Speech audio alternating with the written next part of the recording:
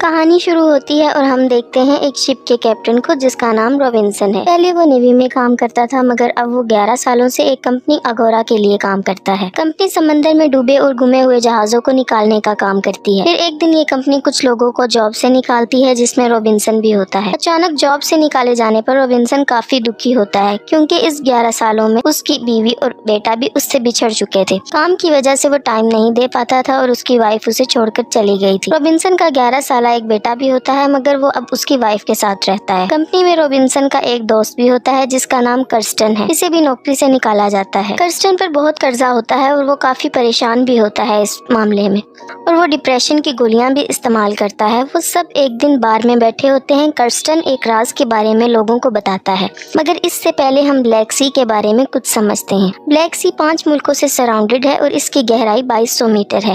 کرسٹن انہیں اس تلاش کے بارے میں بتاتا ہے جو اگورا نے بلیک سی میں کی تھی۔ 1941 میں ہٹلر کی فوج ناعزیز مکمل طور پر تباہ ہو چکی تھی۔ اس وقت روس جنگ کی لپیٹ میں نہیں آیا تھا مگر روس کو ڈر تھا کہ کہیں جرمنی روس پر حملہ نہ کر دے، اور اس بات کا فائدہ اٹھاتے ہوئے ہٹلر نے روس سے قرضہ مانگ لیا 2 ٹن سونا۔ اس کی قیمت کا اندازہ خود لگا لیں۔ ہٹلر نے روس سے ایک بوٹ لی اور اس میں سونا بھرا مگر وہ جہاز ہٹلر تک نہیں پہنچا، راستے میں ہی کہیں ڈوب گیا یا ڈبایا گیا۔ اس پر ہٹلر نے روس پر حملہ کر دیا۔ اس 4 سالہ جنگ میں لاکھوں لوگ مارے گئے۔ اس کے بعد ایک اوشیانک ریسرچز انسٹیٹیوٹ نے ایک یو بوٹ ڈھونڈ لی اور دعویٰ کیا کہ یہ وہی بوٹ ہے جس میں اسٹیلن نے سونا رکھا تھا۔ اپنی اسی انفارمیشن کو وہ جارجیا سرکار کے پاس لے گئے اور انہیں اس یو بوٹ کی لوکیشن دی۔ جارجیا سرکار اس یو بوٹ کو نکالنے کے لیے مان گئے اور 1 مہینے بعد روس اور جارجیا کے درمیان لڑائی شروع ہو گئی اور ساری حدیں پار ہوتی چلی گئیں۔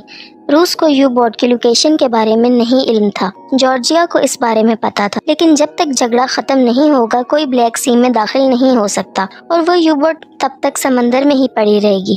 جب رابنسن کو اس بات کا پتا چلا تو وہ ایک امیر آدمی سے اس بات کے بارے میں ڈسکس کرتا ہے کیونکہ اس تلاش میں کافی پیسے لگنے والے تھے اور ان کو پیسوں کی سخت ضرورت ہوتی۔ وہ شخص جس کا نام لیوس ہوتا ہے وہ اس کی تلاش میں انویسٹ کرنے کو تیار ہوتا ہے مگر وہ سارے سونے کا 40% لینا چاہتا ہے۔ رابنسن راضی ہو جاتا ہے اور اس کا دوست کرسٹن ڈپریشن کی وجہ سے سوسائڈ کر لیتا ہے۔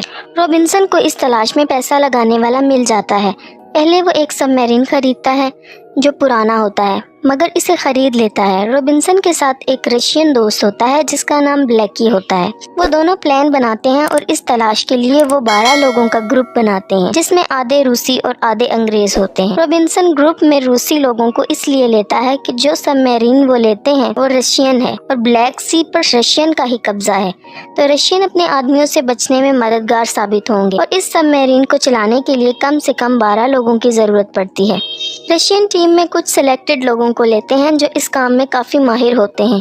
سونے کی حفاظت، انجن کی اور کوکنگ کے لیے کچھ لوگوں کو رکھا جاتا ہے۔ غوطہ خوری کے لیے انہیں ایک ماہر آدمی چاہیے ہوتا ہے اور وہ ایک پاگل آدمی کو رکھتے ہیں جو کہ غوطہ خوری میں بہت ماہر ہوتا ہے جس کا نام فریزر ہے۔ ٹیم مکمل ہونے اور سب میرین کو لینے کے بعد وہ لوگ سمندر کی طرف روانہ ہو جاتے ہیں۔ جب رابنسن آخری دفعہ نیلے آسمان کی طرف دیکھتا ہے اور سب میرین کا دروازہ بند کر کے اسے سمندر میں لے جاتے ہیں، گروپ کا ہر ایک آدمی اپنی پوسٹ سنبھال لیتا ہے اور سونے کی تلاش میں نکل جاتے ہیں۔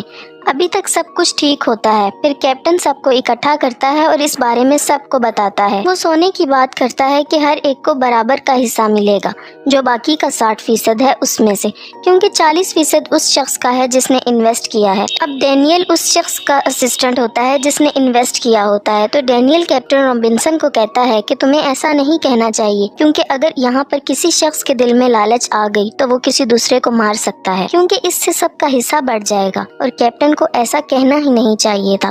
اس سب میرین میں سب لوگ پروفیشنل تھے اور اسی خطرناک تلاش کے بعد جب وہ یو بوٹ کی لوکیشن کے نزدیک پہنچتے ہیں تو اسی وقت ایک رشین ڈسٹرائر شپ ان کے قریب سے گزرتا ہے اور وہ اپنا انجن بند کر دیتے ہیں اور بچ جاتے ہیں۔ اب وہ لوگ پلان بناتے ہیں کہ سونے کے ساتھ وہ ڈرائیو شارک کو بھی لے آئیں گے جو ان کے سب میرین پر دھماکے سے ڈسٹرائے ہو گیا تھا۔ اب اس ڈرائیو شارک کی مدد سے وہ پھر سے سب میرین کو سٹارٹ کریں گے اور یہاں سے نکل جائیں گے۔ اب وہ 2-3 میٹر کے فاصلے پر باہر جاتے ہیں، وہاں پر وہ یو بوٹ کو ڈھونڈ لیتے ہیں۔ وہ یو بوٹ جس میں 2 ٹن سونا تھا، وہ اس کے اندر جاتے ہیں اور ڈرائیو شارک کو بھی پا لیتے ہیں۔ جو ٹرالی وہ اپنے ساتھ لائے تھے وہ زیادہ وزن نہیں لے جا سکتی، مطلب وہ صرف ڈرائیو شارک کے لیے ہی آئے تھے، مگر فریزر ڈرائیو شارک کے ساتھ اس میں سونا بھی بھر لیتا ہے جس سے اس ٹرالی کا وزن کافی بڑھ جاتا ہے۔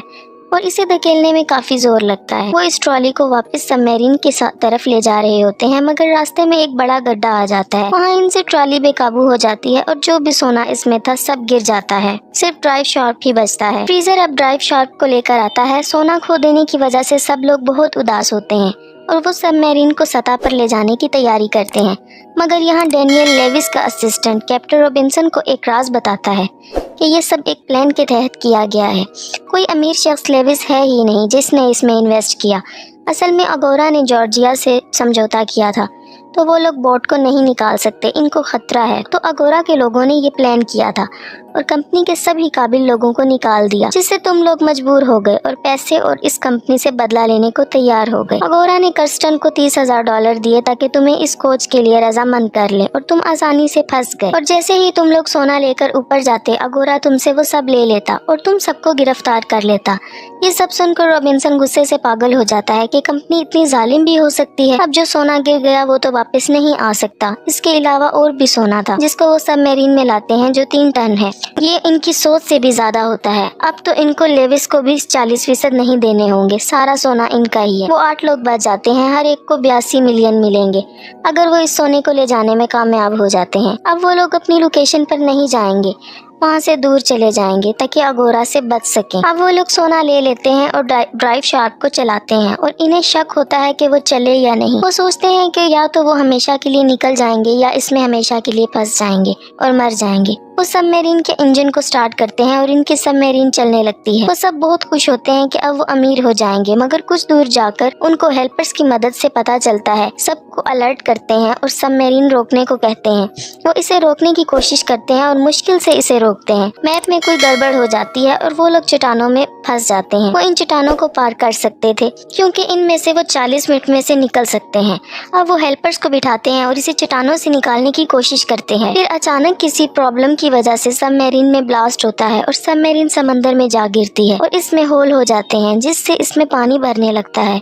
सब लोग पानी को रोकने की कोशिश करते हैं, मगर वो कुछ नहीं कर पाते। इस हादसे में सब लोग मारे जाते हैं। रॉबिन्सन और उसके 2 साथी बचते हैं। रॉबिन्सन अपने साथियों को निकाल देता है, मगर खुद नहीं बच पाता क्योंकि इन दोनों को बचाने के लिए पीछे किसी एक का होना लाजमी होता है सबमरीन को कंट्रोल करने के लिए, और वो इसी समंदर में सबमरीन के साथ हमेशा हमेशा के लिए रह